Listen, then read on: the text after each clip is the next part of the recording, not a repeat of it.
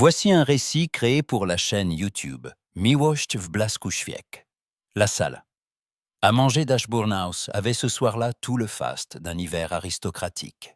Les bougies se reflétaient dans les carafes de cristal. Les couverts d'argent brillaient, et la longue table semblait faite pour tenir les affections à distance. Clara Beaumont y était assise comme une invitée qu'on tolère avec prudence. Sa robe bleu sombre, bien coupée, la faisait paraître plus discrète encore parmi tant d'étoffes et de lustres. Elle connaissait les règles, sourire avec mesure, parler peu, ne jamais montrer combien sa présence pouvait sembler provisoire. Elle gardait les mains immobiles sur ses genoux et répondait avec cette politesse qui sert de rempart. En face d'elle se trouvait le duc d'Ashbourne. Sébastien Val n'élevait jamais la voix. Il imposait le respect par sa seule gravité, par la netteté de ses traits, par cette retenue qui donnait à chacun le sentiment d'être observé et jugé à la fois. Ce soir, pourtant, Clara distinguait la fatigue au bord de ses yeux. Il parlait peu, et chaque fois qu'elle levait les siens vers lui, elle le trouvait en train de la regarder, comme s'il avait oublié pour une seconde le reste de la table. À sa droite, Lady Augusta Hartwell, sa tante, menait la conversation avec l'assurance d'une femme habituée à gouverner les silences. Plus loin, Lady Henrietta Vale, la cousine arrivée depuis 3 jours, écoutait tout avec un sourire lisse, presque trop parfait. Clara avait compris dès le matin qu'Henrietta était déjà, pour certains esprits, une solution commode. Les plats se succédèrent, les verres se vidèrent. Clara songea qu'elle tiendrait la soirée comme on tient une pluie froide, sans se plaindre. Puis Lady Augusta posa son couteau et dit, d'une voix légère qui n'annonçait rien de léger, « Nous avons donc parmi nous le duc le plus discret d'Angleterre, et une jeune femme dont on parle assez pour rendre sa discrétion suspecte. Dites-moi, Sébastien, le monde a-t-il tort de prêter une attention si vive à Miss Beaumont ?» Les couverts cessèrent-ils presque de teinter. Même le feu sembla se faire plus prudent. Clara sentit la chaleur lui monter au visage, mais elle ne détourna pas les yeux. Lady Augusta savait travestir une attaque en badinage. Henrietta releva à peine son éventail. Un jeune cousin regarda la scène avec une curiosité mal dissimulée.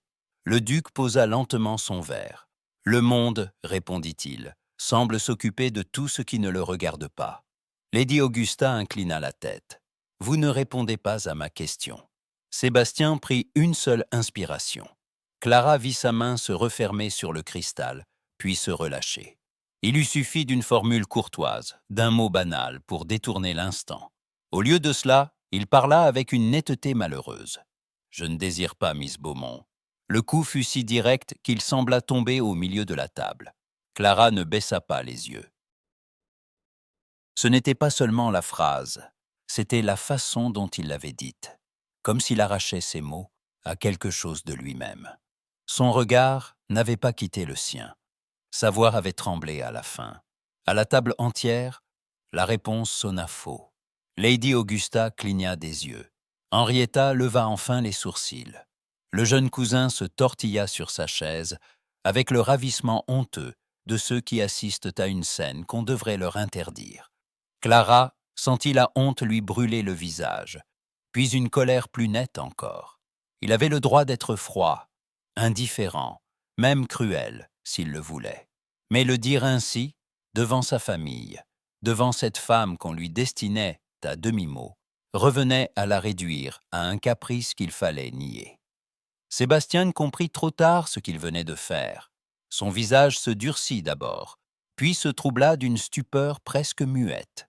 Lady Augusta fut la première à reprendre la parole. « Voilà qui est singulièrement mal dit, » observa-t-elle sèchement. « Tante, » dit le duc, trop vite. « Non, je vous interdis de me faire taire par simple convenance. J'ai parfaitement entendu ce que vous n'avez pas su dire. » Clara posa sa serviette avec lenteur. Ses mains tremblaient à peine. Elle refusa de leur laisser ce luxe. « Je vous remercie du souper, » dit-elle d'une voix glacée. « Si vous voulez bien m'excuser. » Personne ne l'arrêta. Pas une chaise ne recula pour lui offrir le passage. Pas une voix ne protesta. Cette absence même fut une blessure. Elle se leva.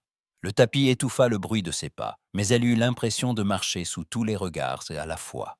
Arrivée à la porte, elle entendit derrière elle la voix du duc, basse, raide, presque étranglée. « Miss Beaumont !» Elle s'arrêta sans se retourner. S'il avait ajouté un mot de plus, peut-être aurait-elle cédé. Il n'en dit rien, pas d'explication, pas d'excuse, rien qui pût réparer l'instant. Alors elle sortit. Le corridor était froid, sec, chargé d'odeurs de cire et de bois brûlé. Clara s'appuya une seconde au mur, le temps que ses jambes cessent de trembler. Derrière la porte close, la salle bruissait de chaises, de voix étouffées, de cette agitation qu'on a toujours après le malaise d'autrui. Ses joues brûlaient. Elle releva pourtant la tête. C'était donc ainsi qu'il la protégeait. À travers la porte, les conversations reprirent avec précaution, comme si l'on avait posé un linge sur une plaie. Puis des pas se rapprochèrent dans le corridor. Clara se redressa, prête à ne rien recevoir de personne.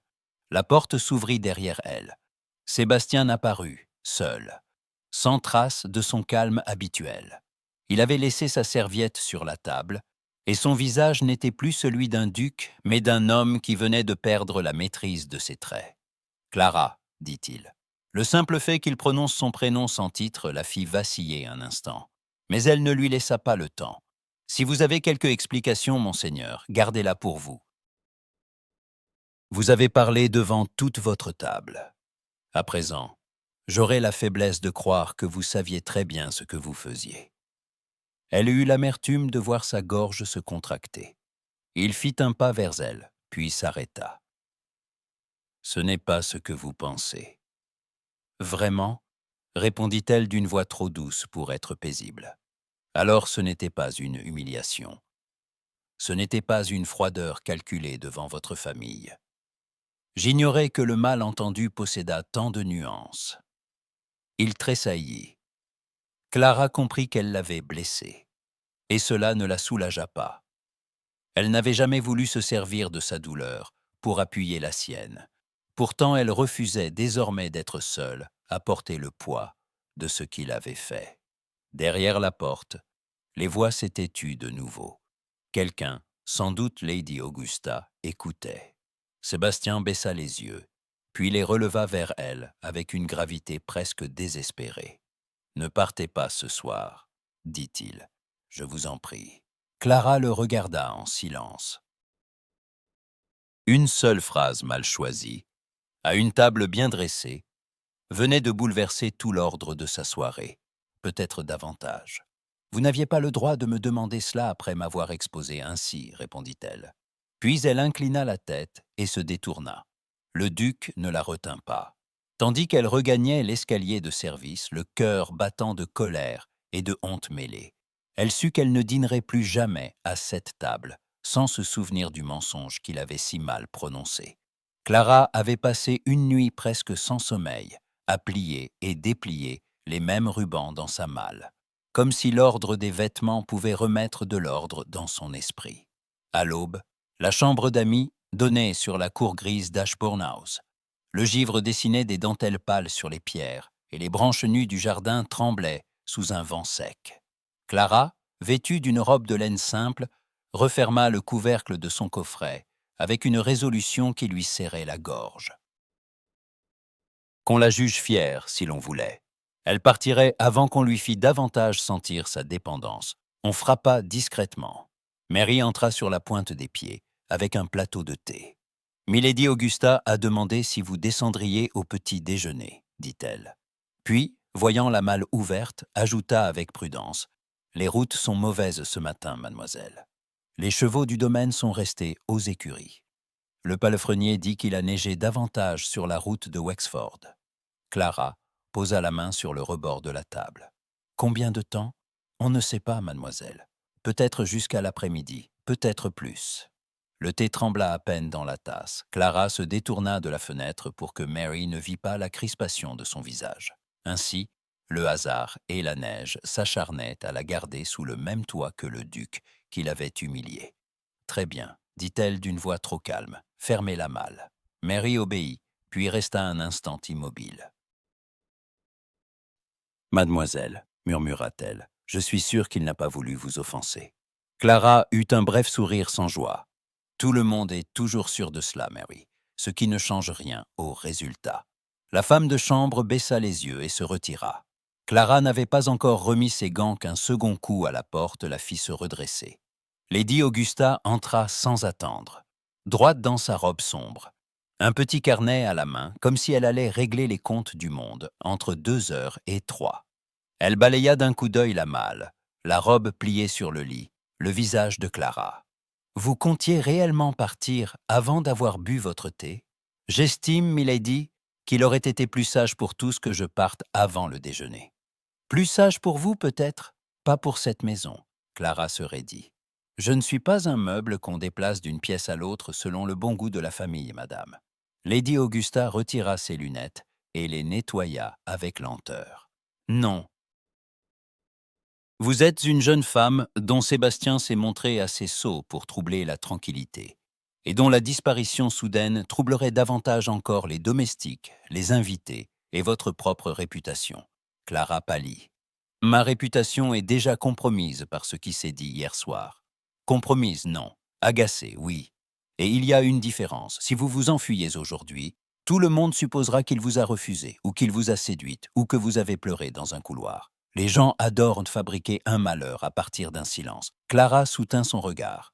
Vous parlez avec beaucoup d'assurance d'une affaire qui me concerne. J'y réussis parce que je vois ce que Sébastien est trop gauche pour dire. Il n'a pas parlé comme un homme indifférent, Miss Beaumont. Il a parlé comme un homme maladroitement conscient qu'on vous observait. Le cœur de Clara battit plus vite malgré elle. Vous l'excusez donc? Dieu me garde d'excuser les mauvaises manières d'un duc. Je vous indique seulement que fuir aujourd'hui lui laisserait le pouvoir de raconter l'histoire à sa façon, et cela, je le lui interdirai presque par principe. Avant qu'elle pût répondre, la porte s'ouvrit de nouveau. Sébastien entra. Il n'avait pas l'air d'avoir dormi davantage qu'elle. Son habit du matin était impeccable, mais sa pâleur le trahissait. À la vue de sa tante, il s'inclina brièvement. « Tante, ne commencez pas à me supplier sa présence, dit Lady Augusta. Je vais laisser Miss Beaumont vous parler, ce qui vaut mieux pour tout le monde. Si vous vous comportez encore comme un sot, Sébastien, je vous retirerai mon estime pour le reste du mois. » Elle sortit avec une dignité si nette que les deux jeunes gens demeurèrent seuls dans un silence plus dangereux que la veille. Sébastien se tourna vers Clara. « J'ai demandé à parler avec vous dès ce matin. Je l'ai remarqué. Sa voix s'était froide, mais moins tranchante qu'elle ne l'aurait voulu. » Le duc inclina légèrement la tête, comme s'il acceptait la morsure. « Vous partez. » Je comptais le faire. Je sais. Il regarda la malle, puis revint à son visage. « Les routes sont fermées. » Je l'ai appris. Un éclair de quelque chose passa dans ses yeux. Peut-être du soulagement, peut-être de la honte. « Alors écoutez-moi, Clara, » dit-il d'une voix basse. « Hier soir, j'ai répondu comme un homme qui croit pouvoir empêcher un malheur en se rendant odieux.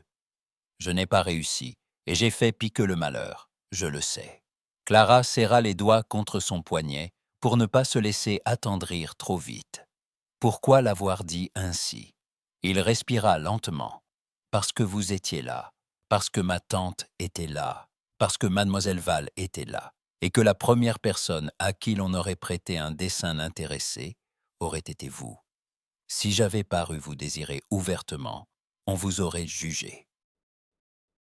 On aurait supposé que vous cherchiez une fortune, un mari, ou le malheur d'une maison qui ne vous a rien donné. J'ai voulu couper court à tout cela. Clara le fixa, stupéfaite malgré elle. « Et vous avez pensé que la meilleure protection était de me nier devant tout le monde ?» Ses mâchoires se contractèrent. « Non, j'ai pensé que c'était la seule protection qui ne vous exposerait pas davantage. » J'avais tort. Cette dernière phrase tomba entre eux avec plus de poids que le reste. Clara baissa les yeux une seconde, puis les releva avec lenteur. « Vous avez surtout choisi d'être brave à mes dépens. » Il tressaillit, mais ne protesta pas. Oui, le mot simple et nu la désarma presque plus qu'une défense. Il fit un pas vers elle, puis s'arrêta, comme s'il craignait de la contraindre par sa proximité. « Je ne vous demanderai pas de rester pour mon confort. Restez seulement jusqu'à ce que les routes rouvrent, afin que votre départ n'ait rien d'un départ précipité. Je donnerai ordre qu'on prépare votre voiture dès qu'il sera possible. Clara serra son poignet plus fort. Elle aurait voulu lui répondre avec hauteur. Et pourtant, ce qu'il offrait n'était pas une excuse, mais un acte. Vous pensez donc que je partirai en laissant croire que j'ai fui de honte? Non. Je pense que vous partirez quand vous le déciderez. C'est différent. Le silence se fit à nouveau. Au dehors, un charretier lança un ordre dans la cour, étouffé par la neige. Dans le corridor, un pas de domestique s'éloigna. Clara leva enfin la tête. « Je resterai jusqu'à ce que le temps permette un départ convenable, dit-elle. Pas un jour de plus que nécessaire. Et je vous prierai, monseigneur, de ne plus jamais me parler de la sorte devant d'autres personnes. » Quelque chose se relâcha dans le visage du duc, une tension presque douloureuse. « Je vous le promets. » « Les promesses, répondit-elle, sont des choses faciles à prononcer à haute voix. Alors considérez ceci comme le début d'une conduite, et non d'un discours. Elle ne put empêcher un très léger frémissement de sa bouche à cette réponse. Elle le haïssait un peu d'avoir parlé avec une telle sincérité. On frappa de nouveau. Un valet annonça que le déjeuner était servi et que mademoiselle Val demandait à savoir si Miss Beaumont se joindrait à eux.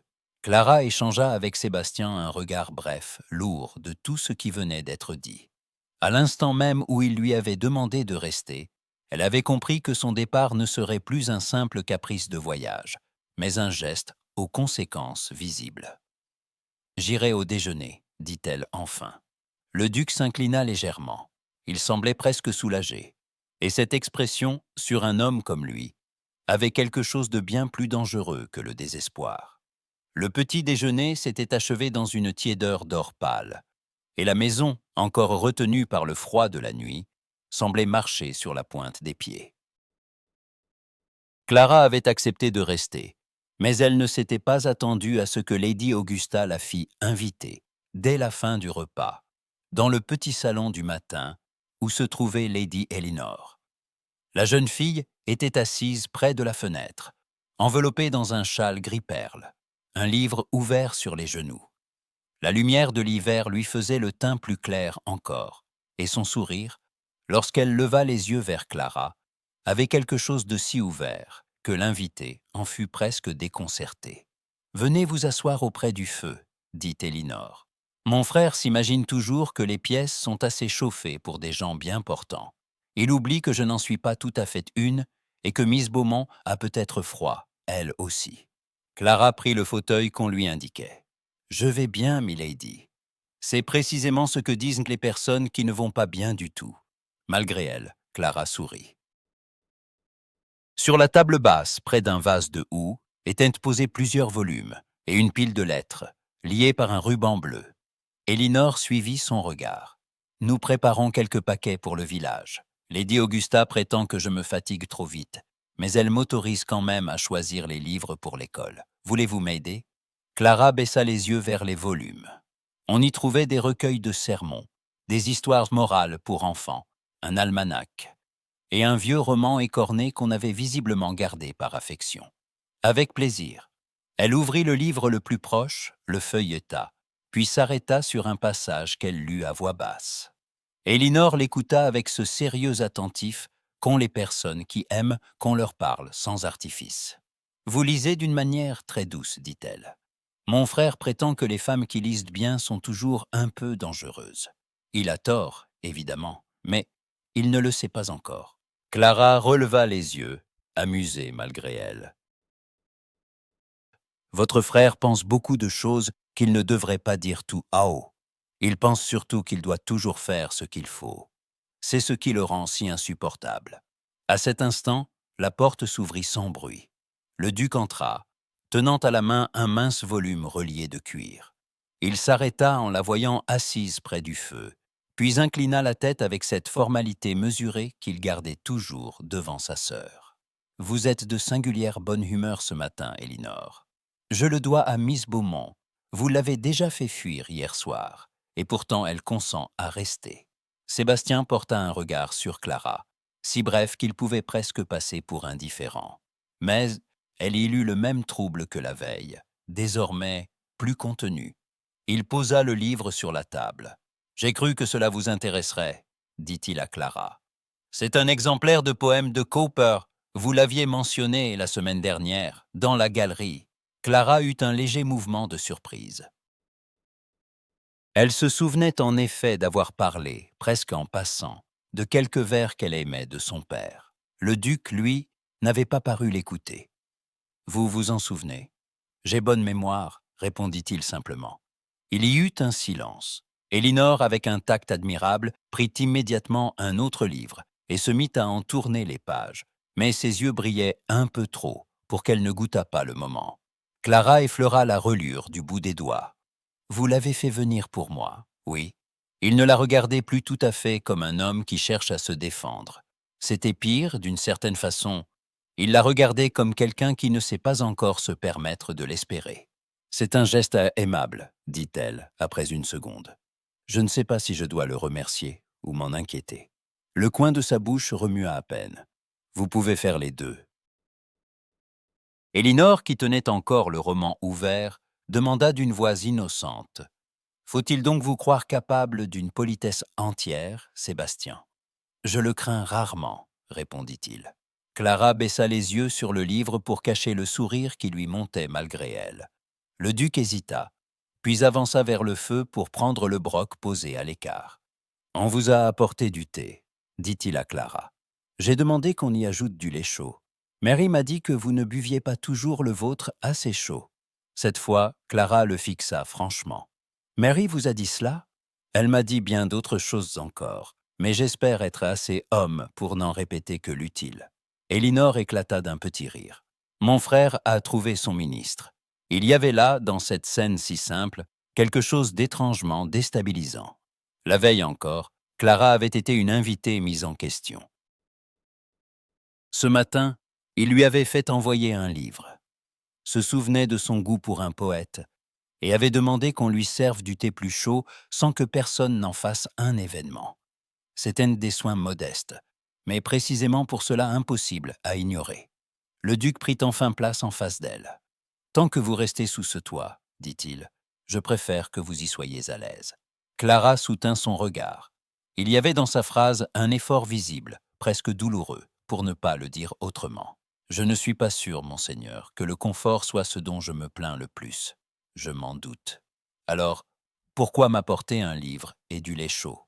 Cette fois, il ne se déroba pas. « Parce que je ne puis pas effacer ce que j'ai dit hier. Mais je puis cesser de me comporter comme si votre présence m'était indifférente. » Le silence qui suivit fut plus doux que les autres. Elinor, de toute évidence ravie de n'être pas oubliée, referma son volume avec un petit bruit sec. Voilà qui est enfin honnête. Sébastien jeta à sa sœur un regard bref mais réel d'avertissement.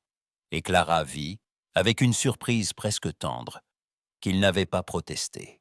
Au dehors, un domestique frappa et demanda si l'on devait préparer la voiture pour la fin de l'après-midi. Le duc allait répondre lorsqu'Elinor leva la main. « Oui, » dit-elle avant lui. « Miss Beaumont m'a promis de m'accompagner au village quand la neige aura cédé. Nous porterons les livres, et vous pourrez faire ce qui vous plaît, Sébastien. » Il se tourna vers Clara. « Vous avez donné votre promesse sans m'en parler. Vous donnez les vôtres plus vite que moi, monseigneur. J'essaie seulement de vous égaler. » Cette fois, il laissa paraître un vrai sourire, bref et inattendu, qui changea tout son visage. Il était encore retenu, encore imparfait, mais il n'avait pas été adressé à la courtoisie du salon, seulement à elle. Clara sentit, malgré elle, que quelque chose venait de se déplacer entre eux. Pas une réconciliation, pas encore. Mais le duc d'Ashbourne venait de montrer, devant sa sœur et sous les yeux de la maison, qu'il savait se souvenir d'elle, penser à son confort et lui parler sans la nier. Et pour la première fois depuis le dîner, elle n'eut plus l'impression d'être seulement la femme qu'on avait humiliée. L'après-midi avait apporté un ciel plus clair, et avec lui la visite que Lady Augusta attendait d'un air parfaitement innocent et parfaitement calculé. Clara la comprit dès qu'on annonça Miss Henrietta Vale au salon. La jeune femme entra avec cette assurance polie des personnes auxquelles le monde n'a jamais refusé une porte. Sa robe de velours gris lilas était sobre sans être humble. ses gants immaculés, son sourire mesuré. Elle salua Lady Augusta, puis Elinor, puis Clara, avec une exacte civilité qui pouvait passer pour de la bonté ou pour de la supériorité, selon l'humeur de celle qui la recevait. « Miss Beaumont, dit-elle, je suis ravie de vous trouver encore ici. » Le mot « encore » porta plus loin qu'il n'aurait dû. Clara inclina la tête. Miss Vale, Lady Augusta, assise près du feu, fit signe qu'on apporta du thé. Le duc entra un instant plus tard, comme s'il avait été appelé par la seule présence de cette visite. Clara vit aussitôt le changement en lui. Il se redressa, reprit cette gravité parfaite qui lui servait d'armure, et adressa à Henrietta un salut irréprochable. « Miss Vale, votre grâce. » Elle sourit, et rien dans son visage ne trahit qu'elle fût ici en terrain d'épreuve. La conversation débuta sur des banalités divers, la neige, les routes, les pauvres du village, l'état du jardin avant le printemps. Pourtant Clara sentait la tension sous les mots. Henrietta ne la quittait pas tout à fait des yeux. Elle observait aussi le duc, et davantage encore le silence entre eux. Lady Augusta finit par reposer sa tasse. « Miss Vale, j'espérais votre visite plus tôt. Votre mère m'écrit qu'elle vous laisse toute liberté de vos projets. C'est une qualité rare. Ma mère pense surtout qu'une jeune femme ne doit pas passer sa saison à attendre que les autres décident pour elle, » répondit Henrietta avec calme. « Sage-femme, dit Lady Augusta. » Le duc, qui avait jusque-là gardé les mains jointes derrière le dos, s'avança d'un pas. « Votre présence à Ashbourne est-elle liée à Londres ?» Henrietta inclina la tête. « En partie. Mon oncle souhaite me voir davantage dans le voisinage de certains foyers respectables. Il trouve les campagnes plus salutaires que les salons. » « Il n'a pas tort, » répondit le duc. Clara, qui gardait les yeux sur sa tasse, sentit qu'il parlait avec une correction presque excessive. Il était exact avec Henrietta, comme on l'était, avec une proposition qu'on ne veut pas encore nommer. La jeune femme le remarqua aussi. « C'est aimable de votre part, monseigneur, dit-elle. Les convenances vous vont à merveille. » Un léger silence suivit. Elinor baissa le regard sur sa soucoupe pour dissimuler un sourire. Lady Augusta leva un sourcil qui n'échappa à personne. Puis Henrietta tourna doucement la tête vers Clara. « Vous devez trouver la maison très différente de ce qu'elle était à votre arrivée. » Clara leva les yeux. « Elle laisse. En mieux, j'espère. » La question était simple, trop simple. Clara comprit que la réponse n'appartenait pas seulement à la bienséance. « En plus honnête, répondit-elle. » Le duc releva brusquement les yeux vers elle. Henrietta aussi. Lady Augusta, elle, masqua à peine sa satisfaction. « L'honnêteté est une chose que l'on demande souvent aux autres, » dit Henrietta, avec un petit sourire, mais qu'on accueille moins aisément lorsqu'elle nous dérange. Clara soutint son regard. Elle dérange surtout ceux qui espéraient une autre version de la même histoire. Cette fois, le salon se figea. Henrietta referma lentement son éventail. « Vous parlez avec beaucoup de franchise, Miss Beaumont. Je m'y exerce depuis hier soir. » Le duc fit un mouvement minime, comme s'il aurait voulu interrompre l'échange, mais Lady Augusta le devança. « Et vous avez bien fait, Miss Vale, » dit-elle à Henrietta. « La franchise éclaircit les salons. Elle évite que les gens y étouffent. » Henrietta reporta son attention sur le duc. Son expression jusque-là polie se fit plus nette. « On m'a dit, monseigneur, que votre famille attendait de vous une décision prochaine. » Le thé n'avait jamais paru si chaud dans les mains de Clara. Elle sentit Elinor se raidir à côté d'elle. Sébastien ne détourna pas les yeux. La famille attend beaucoup de choses. Et vous? Il y eut dans la pièce un silence si tendu qu'on eût entendu tomber une aiguille. Le duc regarda brièvement Clara, puis reposa ses yeux sur Henrietta. « Je n'ai pas encore formé de réponse définitive. C'était habile, c'était prudent. » Et Clara sentit malgré elle combien cela lui faisait mal, car il ne lui avait pas donné le moindre motif de croire qu'elle occupât cette réponse. Henrietta le vit aussi. Son sourire ne bougea pas, mais ses mains se refermèrent un peu plus étroitement sur son éventail. « Je comprends, » dit-elle, avec une grâce parfaite. Les réponses définitives ont souvent besoin d'être pesées avec soin. Lady Augusta se leva alors, profitant d'un prétexte de domestique. Elinor l'imita presque aussitôt, emportant avec elle un volume comme pour offrir aux autres la dignité d'une sortie naturelle. En moins d'une minute, Clara se retrouva près de la fenêtre, Henrietta d'un côté du feu, et le duc entre elles, silencieux, comme placé là par une main malicieuse du destin. Henrietta s'avança vers Clara d'un pas mesuré. « Je ne vous crois pas assez naïve pour ignorer ce que tout le monde remarque ici, Miss Beaumont. » Clara se tint droite. « Et je ne vous crois pas assez naïve pour me l'annoncer sans intention. » Un éclat plus vif passa dans les yeux d'Henrietta. Puis, très doucement, elle inclina la tête. « Non, dit-elle. Je viens seulement m'assurer que vous connaissez le prix de l'attention qu'on vous porte. » Avant que Clara pût répondre, la jeune femme se tourna vers le duc. « Votre grâce, si vous cherchez un mariage de convenance, les personnes de ma sorte n'ont pas l'habitude d'attendre indéfiniment. » Le mot résonna dans le salon comme un coup de cloche.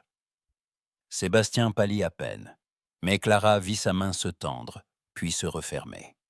« Je ne vous retiens pas dans l'incertitude par légèreté, Miss Val. »« Non, » répondit Henrietta. « Je le sais. C'est bien ce qui rend la chose plus intéressante. » Elle prit congé avec autant de calme qu'à son arrivée, mais lorsqu'elle eut franchi la porte, le silence qui suivit fut celui d'une chambre après une déclaration de guerre. Clara demeura près de la fenêtre. Le duc n'osait pas bouger. Enfin, Lady Augusta reparut, comme si elle n'avait jamais quitté le salon. « Eh bien, dit-elle d'un ton tranquille, il me semble que nous avons gagné un peu de clarté. » Clara se tourna vers elle, puis vers Sébastien. Il semblait moins de maître de lui que le matin même, et cela, loin de l'amoindrir, le rendait plus humain. Mais il restait ici quelque chose d'irréparable. Henrietta avait parlé de convenance, de délai, d'attente. Le monde venait d'entrer de nouveau dans la pièce, et cette fois, Clara comprit qu'elle ne pourrait pas rester simple spectatrice de ce qui se déciderait autour d'elle. Le lendemain, le temps s'était adouci juste assez pour sortir sans bravade. La neige tassée dans les allées brillait sous un pâle soleil d'hiver. Clara avait accepté d'accompagner Lady Elinor au village pour porter les livres promis à l'école, et le duc, qui avait d'abord parlé d'atteler lui-même la voiture, s'était retiré avec une politesse trop raide pour être naturelle. Au moment où elle descendait le perron, pourtant, il était là. Sébastien portait un grand manteau sombre et des gants de cuir. Il tenait lui-même la portière ouverte du landau, sans ostentation, mais avec cette attention tranquille qui rendait chaque geste difficile à ignorer.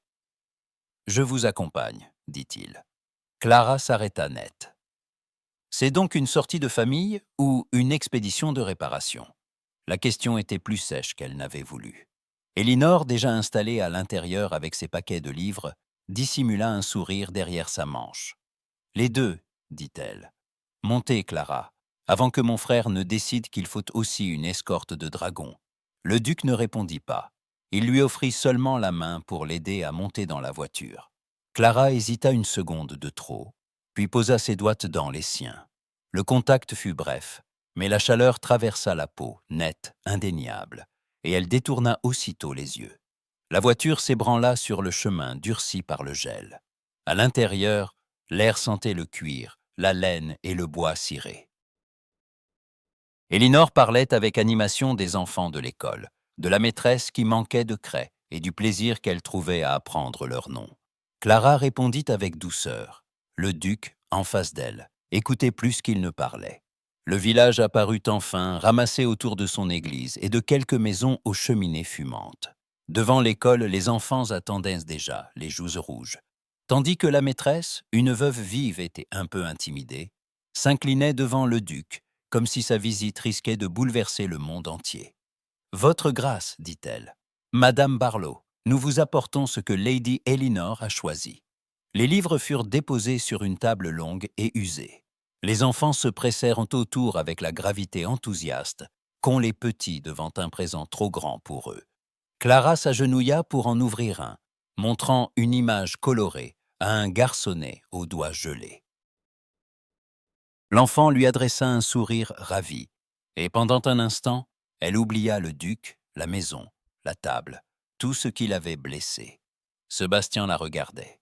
pas comme au salon, pas avec prudence, avec quelque chose de nu, de tendre, presque d'absurde, comme s'il avait eu mal de la voir si bien auprès de ses enfants et si mal à l'aise dans le grand monde. Quand les petits furent occupés, Madame Barlow emmena Elinor dans la pièce voisine pour lui montrer les registres. Le duc, resté près de la porte, indiqua d'un geste le jardin derrière l'école. « Puis-je vous parler une minute ?» Clara accepta sans un mot. Ils sortirent dans l'air piquant. Le soleil d'hiver frappait les haies nues d'une lumière blanche. « Vous aimez vraiment ces visites ?» dit-il après quelques pas. « Oui. Même lorsque cela vous fatigue ? Oui. Pourquoi ?» Elle tourna la tête vers lui. « Parce que les enfants n'essaient pas de deviner ce qu'on vaut. Ils le voient ou non, et ils ont la bonté de ne pas le confondre avec un titre. » La phrase le frappa. Il s'arrêta, les mains derrière le dos, le regard fixé sur la pelouse gelée. « Vous me faites payer cher chaque maladresse, dit-il enfin. Je ne vous fais rien payer. J'essaie seulement de vous empêcher de croire que les conséquences disparaissent parce qu'un homme parle avec bonne intention. » Il se tourna vers elle. Je ne l'ai pas cru. Pourtant, vous avez parlé comme si cela suffisait. Un souffle passa dans le froid. Il inclina légèrement la tête. Oui, puis plus basse. Quand on m'a élevé comme le prochain duc, on m'a appris à me tenir droit, à ne rien laisser paraître, à ne dépendre de personne. On ne m'a pas appris à dire à une femme ce que son regard me fait. On ne m'a pas appris non plus à me taire au bon moment. Clara le regarda, surprise malgré elle par cette honnêteté maladroite. « Vous êtes donc mal instruit, monseigneur. » Un coin de sa bouche se releva. « Je le découvre chaque jour. » Elle aurait dû s'en tenir là. Le chemin du village, le froid, la réputation, tout commandait la prudence. Pourtant, quelque chose dans sa voix la rendait moins furieuse qu'avant. Il ne cherchait pas à se justifier. Il avouait, d'une façon presque désarmante, qu'il avait été façonné pour un rôle auquel il ne savait pas toujours répondre. « Ce n'est pas seulement de l'instruction qui vous manque, » dit-elle après un instant. « C'est le droit de vous montrer humain sans croire que cela vous déshonore. » Ses yeux s'attachèrent aux siens. « Et vous, Clara ?» reprit-il doucement. « On vous a appris à ne rien demander. » La question la blessa presque. Elle détourna le visage vers la haie. « On m'a appris à ne pas avoir l'air de demander. Ce n'est pas la même chose. » « Non. » Sa voix se brisa un peu. Elle reprit plus froidement. « Je sais ce que c'est que d'être regardé comme un risque. Vous, au moins, vous pouvez vous permettre de faire une erreur. On dira qu'elle ait été bien intentionnée. » Sébastien ne répondit pas tout de suite.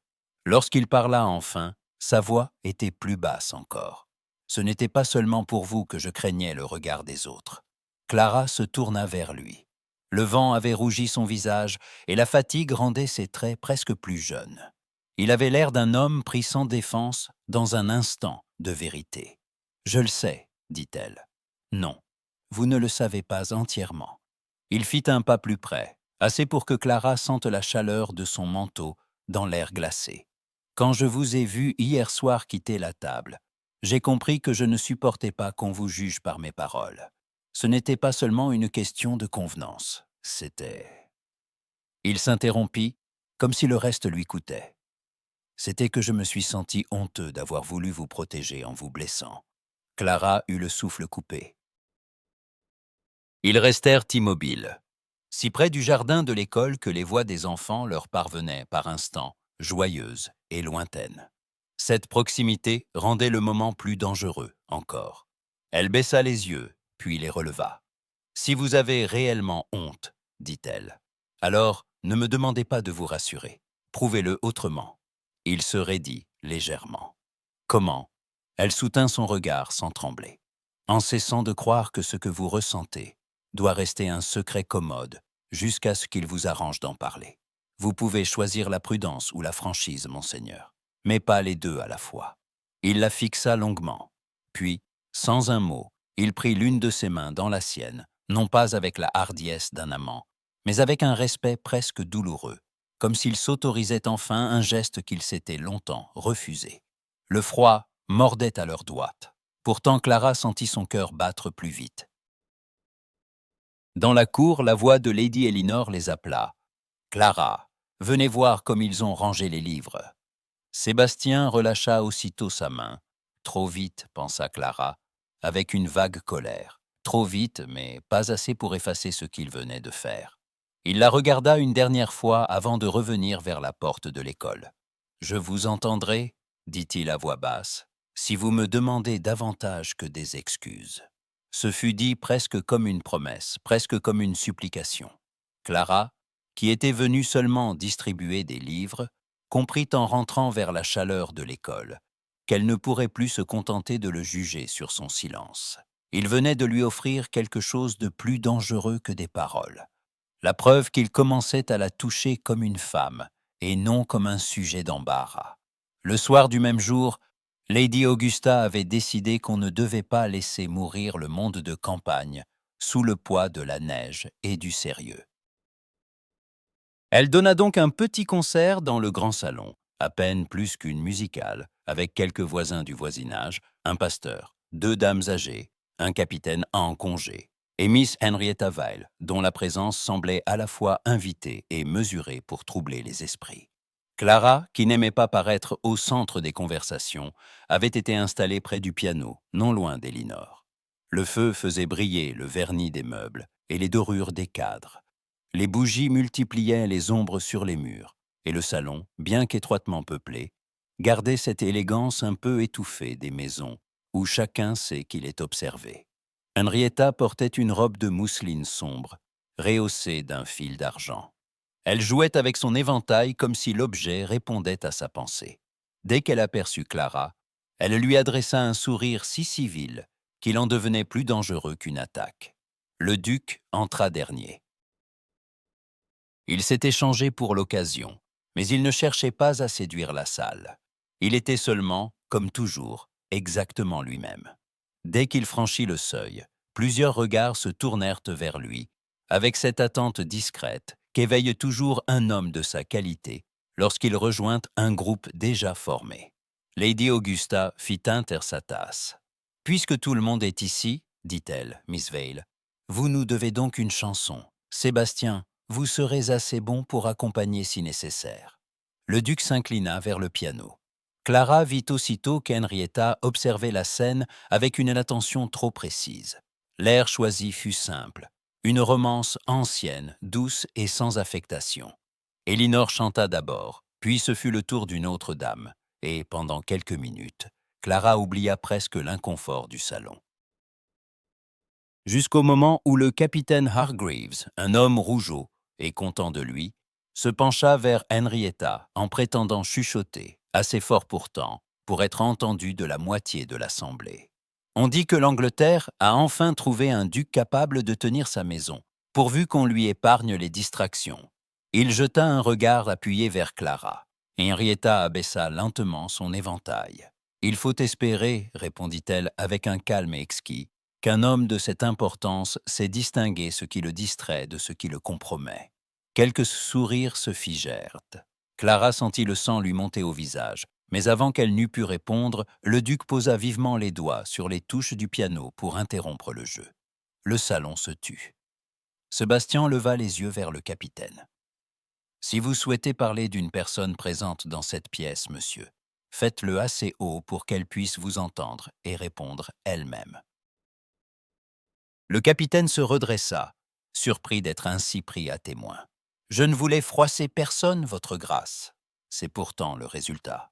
Henrietta observa le duc avec cette même expression calme qui, chez elle, annonçait rarement la bonté. « Vous prenez sa défense avec un zèle remarquable, monseigneur. » Clara sentit le danger de la remarque, avant même qu'elle n'atteignît le centre de la pièce. Tout le monde le sentit.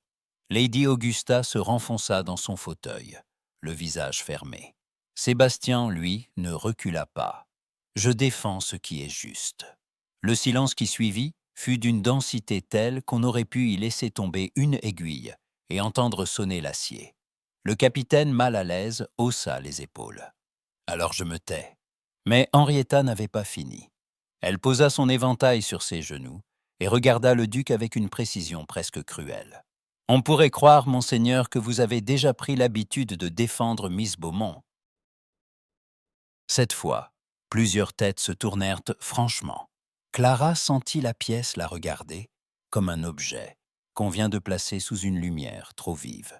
Le duc resta immobile. « On pourrait aussi croire, répondit-il, que vous aimez entendre les gens parler de ce qu'ils ne connaissent pas. » Un souffle traversa le salon.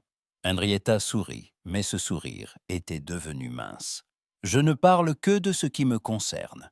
Alors ne parlez pas d'elle. » La phrase tomba sans dureté, et pourtant elle eut l'effet d'un choc. Le duc venait de nommer la frontière, pas avec douceur, ni avec la prudence d'un homme qui veut gagner du temps, mais avec une netteté que personne ne pouvait feindre de ne pas comprendre. Clara se figea. Elle n'aurait su dire si elle était plus soulagée ou plus menacée. Le salon, lui, avait compris. On ne parlait plus seulement d'une maladresse de table, ni d'une courtoisie excessive. Il y avait là quelque chose d'assez visible pour troubler les réputations. Lady Augusta referma son carnet avec un petit claquement sec, puis, à la surprise générale, dit d'une voix parfaitement posée. « Eh bien, nous ne sommes pas ici pour nous disputer, mais pour chanter. Miss Beaumont, voulez-vous vous avancer au piano ?» Clara aurait voulu refuser. Elle sentit pourtant tous les regards glisser vers elle, puis vers le duc, et comprit qu'il ne s'agissait plus seulement de musique. Si elle reculait, la soirée resterait suspendue à l'insinuation du capitaine et à la réplique du duc. Si elle s'avançait, elle accepterait d'entrer, ne fût-ce qu'un instant, dans le centre visible de cette attention dangereuse. Elle se leva. « Si vous le souhaitez, milady. » Elinor lui adressa un regard de soutien presque fraternel. Clara prit place près du piano. Le duc se tourna vers elle, les mains déjà sur les touches. Il ne lui parla pas tout de suite. Puis, assez bas pour qu'elle seule l'entendît, « Je n'ai pas voulu vous exposer. » Elle regarda ses doigts, puis son profil. « Vous l'avez pourtant fait. » Oui, cette fois il ne nia pas. Il joua seulement les premières mesures, et Clara sentit que ce refus de se défendre était, en lui-même, une sorte de changement. Elle chanta. Sa voix, d'abord un peu serrée, se délia au fil des vers. Le salon l'écoutait sans respirer. Même Henrietta demeurait immobile. Lorsque la dernière note s'éteignit, il se passa quelque chose de simple et de redoutable.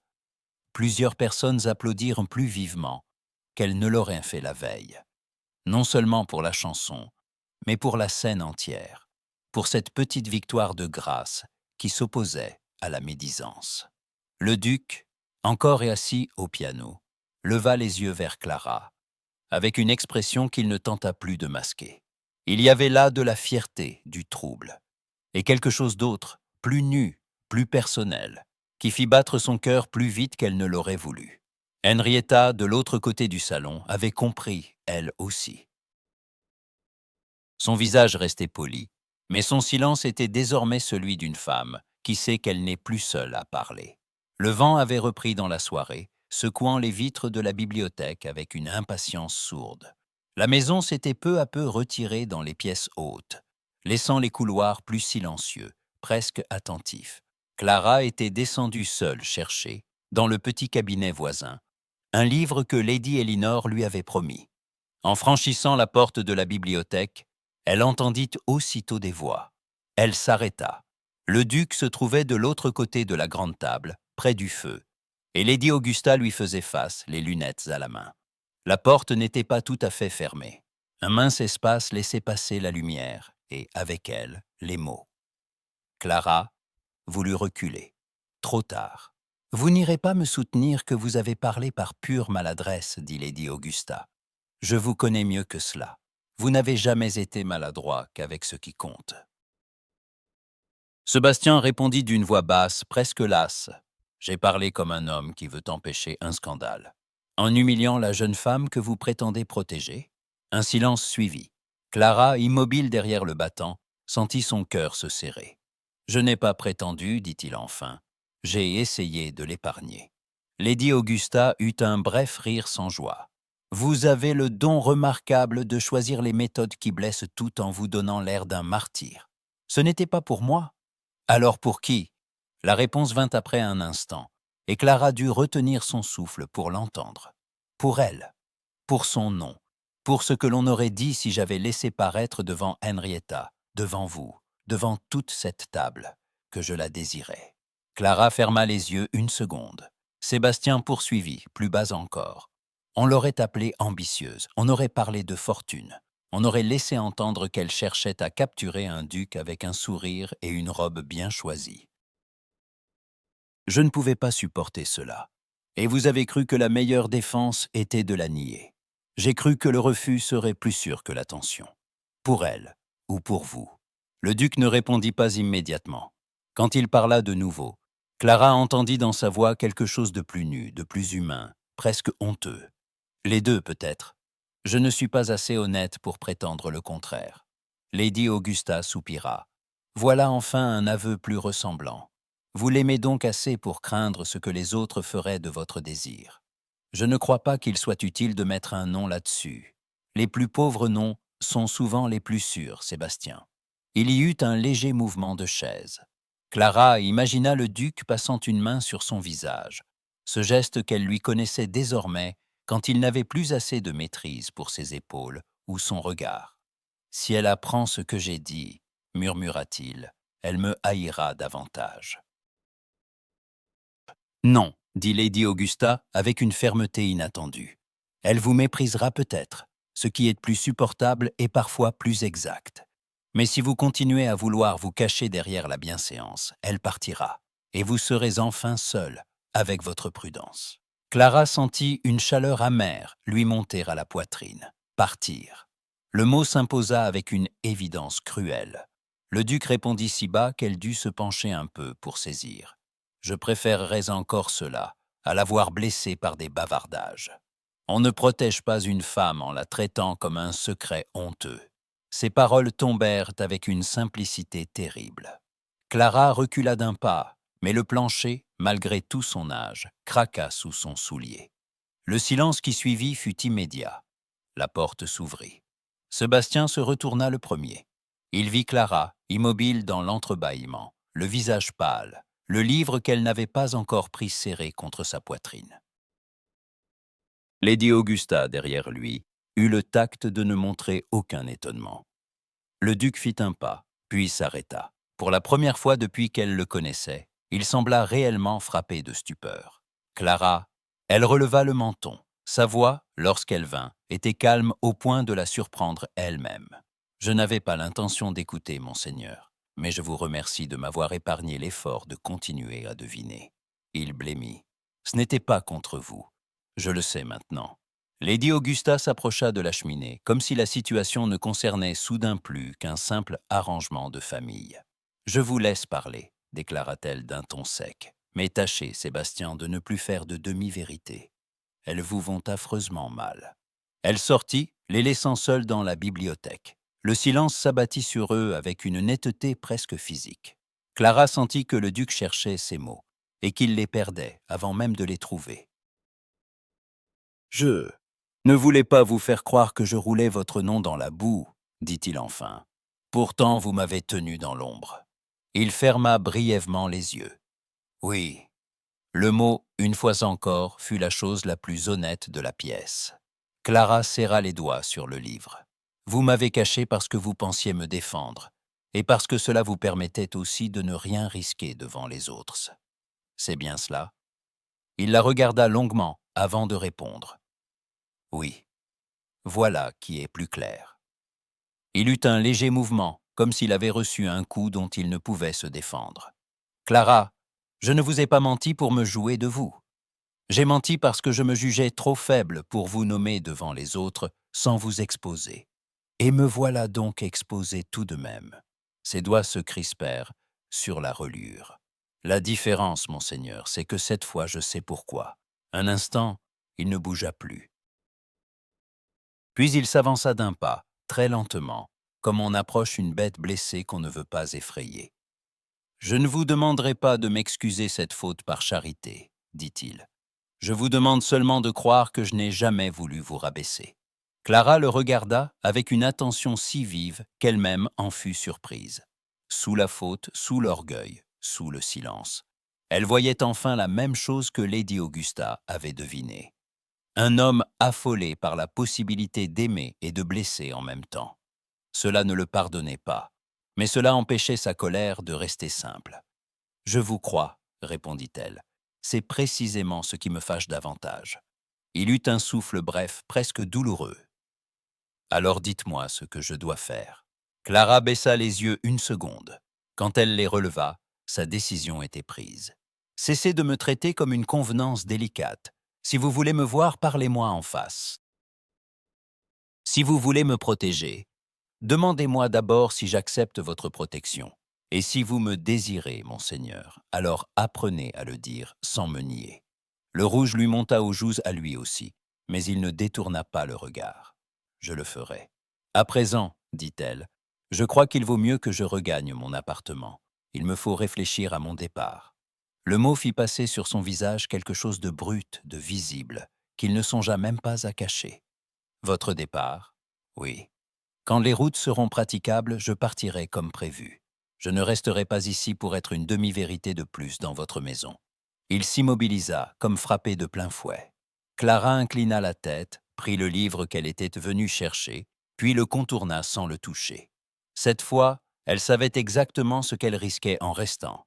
Et ce qu'elle refusait désormais, ce n'était plus seulement une humiliation, mais la place d'un secret qu'on garde par peur du monde. La pluie avait commencé avant la tombée complète de la nuit, d'abord en fines morsures sur les vitres, puis en rafales plus lourdes qui secouaient les contrevents et faisaient grincer les arbres du parc. Dans la maison, on avait allumé davantage de lampes, et leurs flammes jaunes rendaient les couloirs plus étroits, plus intimes, presque plus dangereux. Clara avait attendu ce moment depuis le matin. Sa valise était faite. Son bonnet de voyage, son manteau sombre, ses gants étaient posés sur le lit. Mary, qui l'aidait en silence, avait les yeux rougis. Le cocher dit que la route vers le relais sera mauvaise, murmura-t-elle. Peut-être devrait-on attendre l'aube. J'attendrai l'aube à l'auberge, répondit Clara. Mary voulut protester, mais Clara posa une main douce sur son bras. Je vous remercie, vous avez été bonne pour moi. La jeune femme baissa la tête et sortit. Clara demeura seule un instant, écoutant la pluie se briser contre les vitres. Puis elle prit son châle, l'enroula autour de ses épaules et, avec une respiration profonde, sortit dans le corridor. La maison était presque vide à cette heure. Les domestiques allaient et venaient plus bas, dans les offices. Au bout du couloir, le grand escalier descendait vers le vestibule où l'on avait déjà placé sa malle. Clara s'arrêta un instant sur la dernière marche. La vue de son coffret de voyage, prêt à être emporté hors de cette maison, lui donna un serrement étrange au cœur. Il y avait là plus qu'un départ, une fin. Le duc se trouvait dans le vestibule. Il n'avait pas son manteau, seulement son habit du soir, et la lumière des lampes dessinait sur son visage une pâleur presque fiévreuse. À la vue de sa valise, il leva brusquement la tête. Clara. Elle ne ralentit pas. Votre grâce. Le titre, froid et exact, le fit pâlir davantage encore. Vous partez maintenant? Oui. Il regarda la pluie derrière les portes vitrées, puis revint à elle avec une tension visible. La route est impraticable. Le relais le plus proche est à moins d'une heure, quand même le temps est contre nous. Vous ne devez pas voyager par une nuit pareille. Je vous remercie de votre sollicitude tardive. Il fit un pas vers elle, s'arrêta, puis parla plus bas. Ce n'est pas de la sollicitude, c'est de la peur. Clara sentit son cœur battre un peu plus fort, mais elle tint sa place. Pour moi, pour vous, pour ce que j'ai déjà causé, pour ce que vous êtes sur le point de croire. Il se passa une main sur la nuque, geste rare, presque nu. Je ne vous ai pas retenu parce que je pensais vous garder ici sans conséquence. Je vous ai retenu parce que je n'ai pas su faire autrement que de vous regarder partir. La pluie battait aux vitres avec une régularité dure. Au-dessus d'eux, une porte claqua quelque part dans un étage supérieur. Le monde entier semblait les laisser seuls, avec ce qu'il fallait enfin dire. Clara serra son châle. Vous avez eu beaucoup d'occasions de parler autrement. Je le sais. Il baissa la voix encore.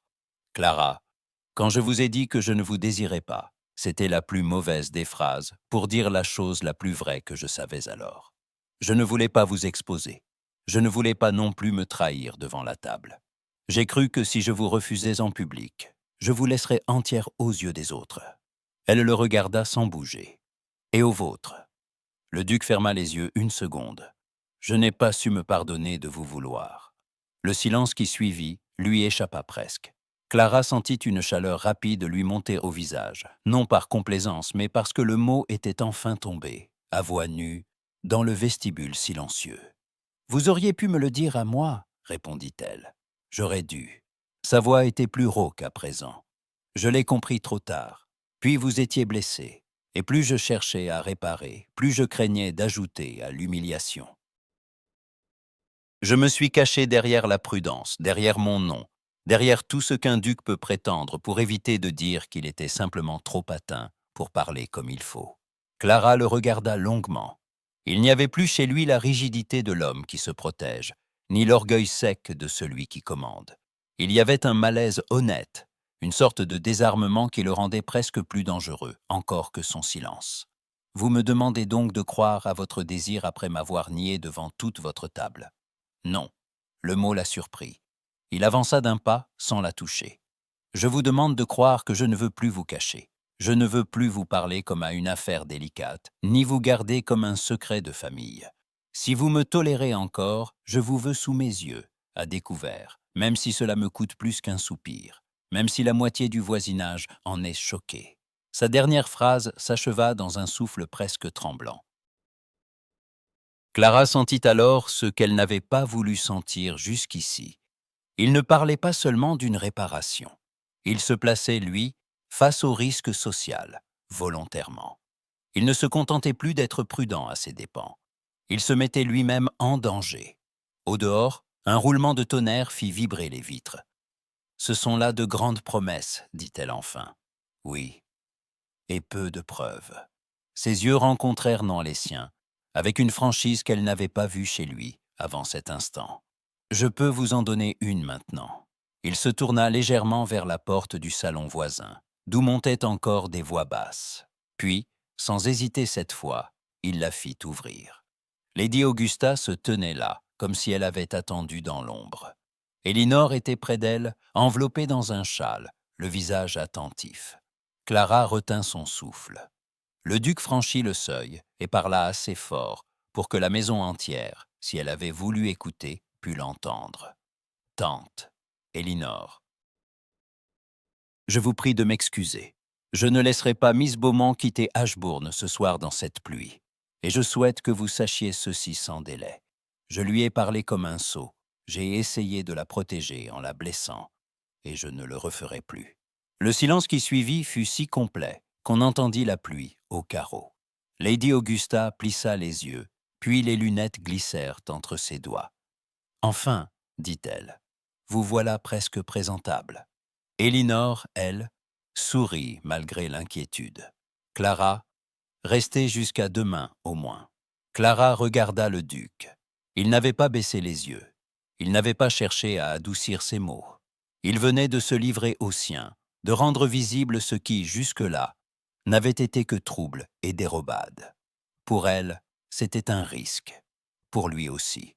La jeune femme sentit sa colère ne pas disparaître, mais changer de forme, comme la pluie qui bat une vitre et finit par devenir bruissement. « Je resterai cette nuit, » dit-elle enfin.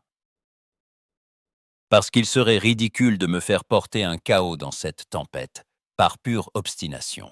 Mais je n'ai pas renoncé à partir demain. Le duc inclina la tête, et cette fois son soulagement fut visible. Je n'oserais pas vous en empêcher. Lady Augusta émit un léger bruit satisfait. « C'est bien, dit-elle. Voilà qui donne à la soirée un air plus convenable. » Mais Clara savait, en le regardant, qu'un seuil venait d'être franchi. Il avait parlé devant sa tante et sa sœur. Il ne s'était pas contenté de murmurer des regrets dans un couloir. Le duc d'Ashbourne avait choisi de rendre sa faute publique et son désir, à demi nommé, ne pouvait plus désormais retourner tout entier au secret. Le lendemain matin, la pluie avait cessé et laissé derrière elle un ciel blanc, lavé de couleurs. Le parc luisait encore dans les creux, mais les allées durcissaient et l'on disait déjà qu'on pourrait, d'ici le soir, envoyer une voiture jusqu'au relais. Clara descendit pourtant au salon du matin, avec le sentiment que la clarté du jour rendait tout plus difficile. Lady Augusta avait demandé qu'on servît le thé plus tôt qu'à l'ordinaire. Elle était près de la fenêtre, calme en apparence seulement. Elinor lisait à demi, un livre ouvert sur les genoux. Miss Henrietta Vale, en robe bleu sombre, assise avec une grâce irréprochable, semblait n'avoir rien à se reprocher, sinon d'être venue au mauvais moment dans une maison trop attentive à ses secrets. Clara comprit aussitôt que ce n'était pas une simple visite. Sébastien entra peu après. Il s'arrêta une seconde en découvrant l'assemblée, et Clara vit qu'il avait compris lui aussi. La veille, au soir, il avait rendu sa faute publique devant sa tante et sa sœur. Ce matin, il devait aller plus loin ou se taire. Lady Augusta posa sa tasse. Voici enfin tout le monde. Nous pouvons donc parler franchement, sans obliger les domestiques à deviner les intentions de la maison. Henrietta répondit avec un léger sourire. « Je n'ai jamais prétendu craindre la franchise, milady. Fort bien, je serai brève. » Son regard alla de son neveu à Henrietta, puis à Clara. « Miss Val, ma chère, j'ai reçu de Londres l'assurance que votre famille attendait de mon neveu une décision prochaine. Comme il serait fort inconvenant de laisser une jeune femme dans l'incertitude, je vous invite à demander ce que vous désirez entendre. » Henrietta ne parut pas surprise. Elle referma lentement son éventail. « Votre grâce ?» demanda-t-elle en se tournant vers Sébastien. Le duc demeura debout, les mains derrière le dos. Il regarda d'abord Henrietta, puis Clara, comme si l'espace entre elles lui imposait enfin une direction. « Miss Vale, dit-il enfin, vous méritez mieux qu'une attente nourrie par la convenance. Je ne vous offrirai pas le mariage que votre famille pouvait croire probable. » Le salon se figea. Elinor leva les yeux de son livre. Lady Augusta demeura impassible, mais le coin de sa bouche s'adoucit comme si elle approuvait malgré elle. Henrietta ne pâlit pas. Son visage resta calme. « Je vois, » répondit-elle. « Et puis-je en connaître la raison ?» Sébastien inspira lentement. « Parce que je ne puis vous faire la cour avec sincérité. » Le silence qui suivit fut net, presque cruel. Henrietta inclina la tête. « Voilà une réponse honnête. Je vous en remercie. » Clara sentit, malgré elle, un soulagement douloureux. Henrietta n'était pas ridicule. Elle ne faisait pas de scène. Elle acceptait d'être écartée par un homme plus honnête que tendre. Mais Henrietta n'avait pas tout à fait terminé. « J'imagine, monseigneur, que cette franchise n'est pas née de votre seule réflexion. » Les yeux de Sébastien allèrent vers Clara. Cette fois, il ne les détourna pas. Non, le mot tomba avec plus de poids que tous les discours. Henrietta suivit ce regard, et Clara vit dans son expression le moment précis où elle comprit. Pas avec colère. Avec une netteté presque fière. Ainsi, dit-elle doucement, le dîner n'était pas le seul problème. Lady Augusta posa sa tasse avec un léger bruit sec. Je dirais plutôt que mon neveu a enfin découvert à qui il devait parler depuis le début. Henrietta tourna alors la tête vers Clara. « Est-ce donc vous, Miss Beaumont ?» Ce n'était pas un piège, presque une demande de vérité entre femmes. Clara sentit tous les regards se poser sur elle. Elle aurait pu se dérober, laisser Sébastien parler seul. Mais elle pensa au corridor, à la bibliothèque, à la pluie battante, à cette façon qu'il avait eue de la vouloir, sans la nommer. Elle releva le menton. « Oui, » répondit-elle. Sébastien fit un pas, puis s'arrêta, comme si avancer vers elle était déjà un risque. Henrietta les regarda tous les deux, puis laissa échapper un souffle mesuré. « Alors je vous conseille, Miss Beaumont, de lui apprendre vite à se conduire comme un homme qui choisit. » Clara sentit son cœur se serrer. Ce n'était ni une approbation, ni une querelle, mais quelque chose de plus net encore pour un homme comme Sébastien. Un conseil donné comme on referme un livre trop tôt. « Je n'ai pas l'intention d'être choisie à la légère, » dit Clara. Le duc se tourna vers elle d'un mouvement presque brusque. « Et vous ne le serez pas. » Elle soutint son regard. « Je veux bien le croire, Mais je ne serai pas non plus votre consolation cachée parce que vous avez enfin eu le courage de refuser une autre femme. » Les doigts de Sébastien se crispèrent derrière son dos. « Ce n'est pas ce que je souhaite, » dit-il bas. « Alors montrez-le. » Le silence qui suivit sembla tenir tout le salon. Lady Augusta soupira, comme si elle avait attendu cet instant depuis des heures. Voilà qui est plus intéressant que les aubades et les vers galants. Sébastien, si vous avez quelque chose à dire à Miss Beaumont, dites-le ici. Cette maison a déjà entendu assez de demi-mots. Henrietta se leva alors avec une grâce parfaite. « Inutile de me retenir, milady. Je crois avoir reçu ma réponse. » Elle se tourna vers Clara une dernière fois. « Je vous souhaite du courage, Miss Beaumont. Vous en aurez besoin. » Puis, elle salua la pièce et quitta le salon sans hâte, sans fracas, avec cette dignité qui rendait la défaite plus nette encore. La porte se referma. On entendit au dehors le froissement d'une robe sur le parquet du corridor, puis plus rien. Clara demeura immobile. La maison venait de changer. Henrietta n'était plus là pour servir de détour commode. La chose ne pouvait plus être cachée derrière le mot de convenance. Sébastien fit enfin un pas vers elle. « Clara. » Elle ne répondit pas tout de suite. « Si vous avez encore décidé de me taire pour me protéger, dit-elle, je vous prie de ne pas recommencer. Je ne veux plus être une idée que vous ménagez. Je veux être la femme que vous choisissez à voix haute, ou pas du tout. » Le duc la regarda comme on regarde une vérité qui coûte. « Alors écoutez-moi sans m'interrompre, » dit-il. Sa voix avait changé. Ce n'était plus la raideur de l'homme qui se cache, mais la gravité de celui qui sait qu'il peut perdre quelque chose d'irréparable. Je ne veux pas d'un mariage qui me laisse honorable et vous malheureuse. Je ne veux pas non plus d'une affection que je garde à l'écart par crainte du bruit qu'elle ferait. Je vous veux en pleine lumière, Clara. Et si cela me coûte le repos, la bienséance et les jugements de Londres, alors c'est un prix que je suis prête à payer. » Elle sentit ses lèvres trembler et s'en irrita presque. « C'est un aveu, dit-elle, mais pas encore une preuve. » Le duc baissa légèrement la tête. « Alors prenez cela pour le commencement. Je vous demande de me laisser vous faire la cour correctement, devant ceux qu'il faut, sans détour ni fausse honte. Pas parce que j'ai besoin d'être sauvé, mais parce que je vous désire et que je ne veux plus le nier. » Le thé fumait encore sur la table. Elinor, dans son silence attentif, avait les yeux brillants. Lady Augusta, elle, s'était assise plus droite encore, comme si elle venait de gagner une bataille qu'elle ne confesserait jamais.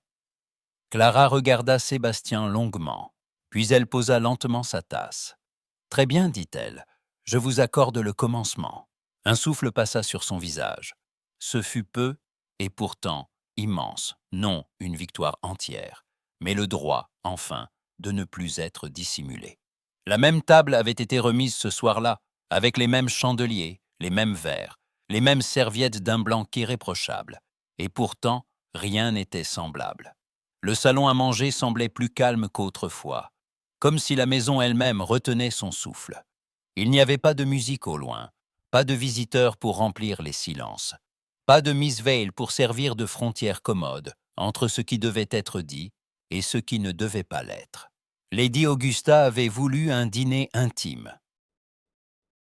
Elinor était présente, pâle de curiosité et d'émotion. Clara, à la place qu'on lui avait donnée plusieurs soirs de suite, se savait observée autrement que la première fois où elle y avait pris place. Cette fois, ce n'était plus la honte qui la faisait battre du cœur, mais l'attente. Le duc entra après elle. Il ne s'assit pas tout de suite. Pendant un instant, il demeura debout au bout de la table, les mains posées sur le dossier de sa chaise, regardant successivement sa tante, sa sœur, puis Clara. Le domestique s'immobilisa au fond de la pièce, comme s'il sentait que quelque chose d'irréversible approchait. Lady Augusta releva ses lunettes. « Vous avez l'air de quelqu'un qui a enfin trouvé un texte à lire sans le massacrer. » Un très léger sourire passa sur les lèvres du duc.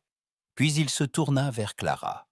« Avant que nous commencions, dit-il, je dois corriger une chose. » Le silence fut immédiat. Clara sentit ses doigts se crisper sur sa serviette, mais elle ne baissa pas les yeux. Sébastien continua d'une voix très calme, trop calme presque, comme s'il savait que le moindre tremblement le trahirait. Il y a quelques jours, à cette table même, j'ai dit que je ne vous désirais pas. Lady Augusta cessa de bouger. Elinor ouvrit davantage les yeux. Le valet, sans oser lever le regard, resta pourtant figé dans un coin de la pièce. Le duc regarda Clara comme on regarde une vérité qu'on doit enfin servir sans détour. C'était faux. Le mot tomba entre eux avec plus de netteté que n'en aurait eu une excuse. Clara ne respira plus qu'à peine. Sébastien reprit, et cette fois sa voix était plus ferme, parce qu'il avait cessé de lutter contre l'évidence. Je l'ai dit comme un homme qui croyait pouvoir vous protéger en vous niant. J'ai cru, à tort, qu'en vous refusant devant les autres, je vous préserverai des regards et des commentaires. En réalité, je n'ai fait qu'ajouter à votre douleur et à ma propre honte.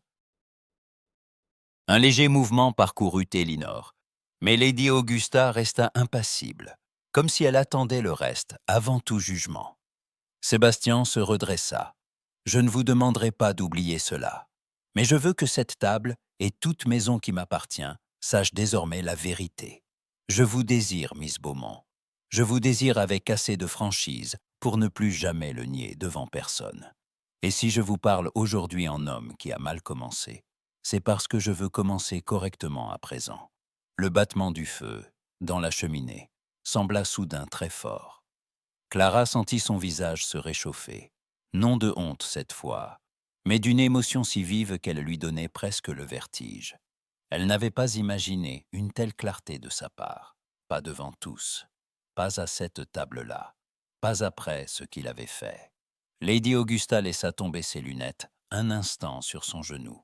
« Enfin, dit-elle, voilà un langage que je comprends mieux. Vous avez mis du temps, Sébastien, mais vous avez fini par parler comme un homme et non comme un règlement de famille. » Elinor, malgré son émotion, eut un sourire tremblant. Je crois que la maison respirait trop mal depuis plusieurs jours. Le duc ne détourna pas les yeux de Clara. « Je ne vous demande pas une réponse immédiate, dit-il. Je vous demande seulement de me laisser vous faire la cour honnêtement, sans détour, sans secret, sans vous renvoyer au silence quand le monde devient gênant. » Clara entendit sa propre voix sortir plus tranquillement qu'elle ne l'aurait cru. « Et si je refuse ?» Une lueur passa dans ses yeux, non d'orgueil, mais de crainte maîtrisée. « Alors j'aurai au moins le tort de vous avoir parlé trop tard, au lieu de ne vous avoir rien dit du tout. » Cette réponse, plus que la déclaration, la toucha. Elle vit en un instant ce qu'il lui offrait. Non une pression, non une belle scène creuse, mais le droit de choisir sans mensonge. Lady Augusta se racla la gorge. « Puisque l'air est enfin respirable, nous pourrions peut-être manger avant que la sauce ne se fige. Clara, mon enfant, si vous avez l'intention de le punir, faites-le sans ruiner le dîner. » Une petite vague de rire soulagé courut autour de la table. Même le valet sembla moins tendu. Clara baissa les yeux une seconde, puis les releva vers Sébastien. Il avait cette même raideur noble, cette gravité qui d'ordinaire tenait le monde à distance. Mais il y avait désormais dans son regard quelque chose de plus vulnérable, presque de jeune. Il ne se cachait plus. Elle prit une inspiration lente. « Monseigneur, dit-elle, vous avez eu la franchise au moment où elle vous coûtait le plus. Je ne l'oublie pas. Mais je ne puis pas vous donner plus qu'une permission de me parler honnêtement. » Sébastien inclina la tête. « C'est tout ce que je demande pour commencer. »« Alors commencez, répondit-elle. La simplicité de l'échange n'enlevait rien à sa force. Au contraire. Dans cette maison pleine de chandelles et de serviteurs silencieux, devant Lady Augusta et Elinor, le duc venait d'ôter lui-même le voile qui couvrait encore leur affaire. Il ne laissait plus planer d'ambiguïté. Il n'y avait plus de faux désaveux à corriger, plus de demi-mots à protéger. Il y avait une cour ouverte, reconnue, visible. Le repas reprit, mais il ne fut plus jamais tout à fait le même. Sébastien servit le vin à Clara, avant de s'en servir à lui-même. Lorsqu'un plat leur fut présenté, il demanda son avis sans affectation. Quand leurs regards se croisaient, il ne les détournait plus aussi vite. Ce n'étaient que des gestes, presque rien, et pourtant, chacun d'eux parlait plus fort que des promesses. À la fin du dîner, Lady Augusta se leva la première. Elinor, venez. Je vous laisse le soin de sauver mon neveu de son propre sérieux, pendant qu'il accompagne Miss Beaumont jusqu'au salon. Tante, dit le duc, ne me remerciez pas.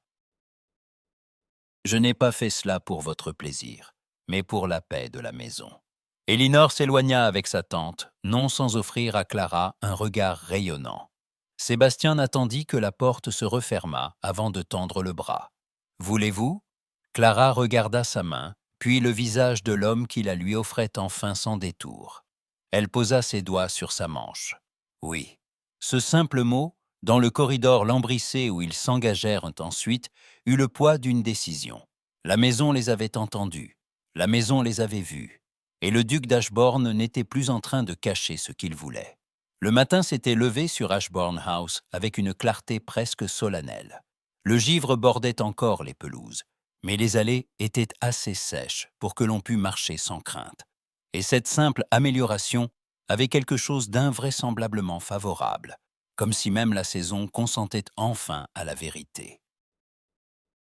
Clara se tenait dans le petit salon bleu, seule un instant, les doigts posés sur le ruban d'un livre que Lady Elinor lui avait prêté.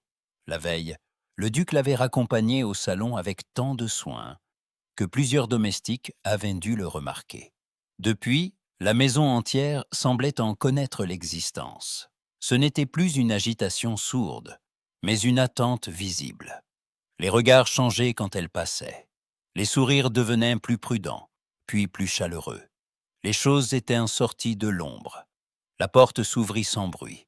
Sébastien entra, sans habit de soirée, sans témoin derrière lui, seulement avec ce calme plus nu, qui lui allait mieux que la rigidité d'autrefois. Dans sa main, il tenait une petite boîte de velours sombre. Clara le regarda, puis la boîte. « Votre grâce ?» Sébastien, corrigea-t-il doucement. Elle ne répondit pas aussitôt. Il s'avança de quelques pas, s'arrêta à distance convenable, puis prit une inspiration. « Je sais que vous m'avez accordé seulement la permission de vous parler honnêtement. Je viens donc essayer de faire un peu plus que cela. » Il ouvrit la boîte. À l'intérieur, sur un lit de satin pâle, se trouvait une bague simple, élégante, sans ostentation inutile. Un diamant ancien, entouré de petites pierres discrètes, y captait la lumière du matin. Clara sentit le sang quitter son visage. Sébastien soutint son regard, avec une gravité qui ne cherchait plus à se protéger. « Je ne vous la présente pas comme un échange convenu, dit-il. Je vous la présente comme la preuve que je suis prêt à me rendre visible, devant toute ma famille, devant le monde s'il le faut. Je ne veux plus vous aimer dans un angle mort de la maison. Je veux vous demander de devenir ma femme. » Le silence qui suivit fut d'une pureté presque effrayante. Clara regarda la bague sans la toucher. Tout ce qu'il y avait eu entre eux semblait se concentrer là, dans cet objet minuscule. Le dîner maudit, la pluie, la bibliothèque, la table où il avait enfin parlé, la main qu'il avait offerte dans le corridor, et maintenant cette demande qui ne se cachait plus derrière le moindre prétexte. « Vous me demandez en toute sincérité, dit-elle enfin. « Oui. Sans croire que je vous dois cela parce que vous avez souffert de votre propre silence ?» Sa gorge se contracta, mais sa voix demeura ferme. « Sans cela. Je vous le demande parce que je vous veux, parce que vous m'avez appris à ne plus me contenter d'un désir honteux, parce que vous ne m'avez pas laissé garder une affection lâche, et parce que je serais le plus sot des hommes si je continuais à me taire une fois que j'ai découvert ce que je perds à vous perdre. » Clara sentit ses yeux se mouiller malgré elle. Elle détourna très légèrement le visage pour reprendre contenance. La porte s'ouvrit alors sans qu'on eût frappé, et Lady Augusta entra avec cette exactitude impérieuse qui lui était propre. Elinor la suivait, les mains jointes, et derrière elle venait un domestique porteur d'un plateau de lettres. Les deux femmes s'immobilisèrent dès qu'elles virent de la scène. Lady Augusta regarda la boîte, puis Clara, puis son neveu. « Enfin, dit-elle, voilà une évolution qui justifie presque le froid de ces dernières semaines. » Elinor porta la main à sa bouche, souriante et émue. Sébastien ne bougea pas, mais sa main se referma sur le velours de la boîte sans le claquer. « Tante, dit-il, vous tombez très bien. J'en doute rarement. » Clara inspira profondément. Le moment était venu. Pas pour le drame, mais pour le choix. Elle leva les yeux vers Sébastien. « J'accepte, dit-elle. » La simplicité de ces deux mots fit naître sur son visage une expression qu'elle n'avait encore jamais vue chez lui. Il y eut d'abord l'incrédulité, puis un soulagement si visible qu'il en devenait presque enfantin. Enfin une douceur franche, ouverte, sans défense. Il referma la boîte d'un geste bref et s'avança d'un pas, mais s'arrêta encore comme s'il ne voulait pas prendre plus qu'on ne lui donnait. Clara. Elle tendit la main. Il la prit avec une délicatesse attentive, non comme un homme qui saisit ce qui lui revient, mais comme quelqu'un qui reçoit un don. Lady Augusta poussa un soupir de satisfaction. « Très bien. Je vais donc écrire à Londres que mon neveu a enfin appris à dire ce qu'il veut sans rougir devant sa future épouse.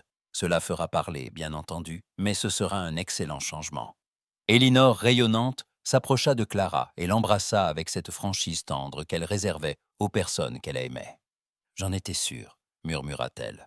Enfin, pas dès le début, mais presque. » Le duc eut un léger rire, rare et sincère, qui allégea encore le moment. Il leva alors la main de Clara, à hauteur de son cœur, sans la baiser encore, comme s'il voulait être certain de son droit avant de la traiter comme sa promise.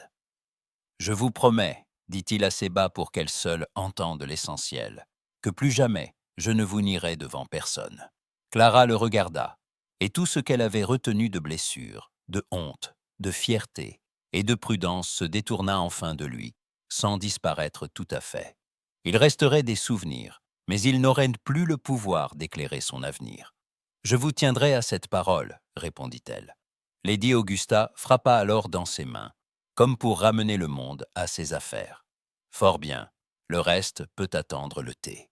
Et cette fois, Sébastien, je vous conseille de vous conduire en fiancé, et non en conspirateur. » La maison tout entière semblait différente quand ils descendirent ensemble vers le salon.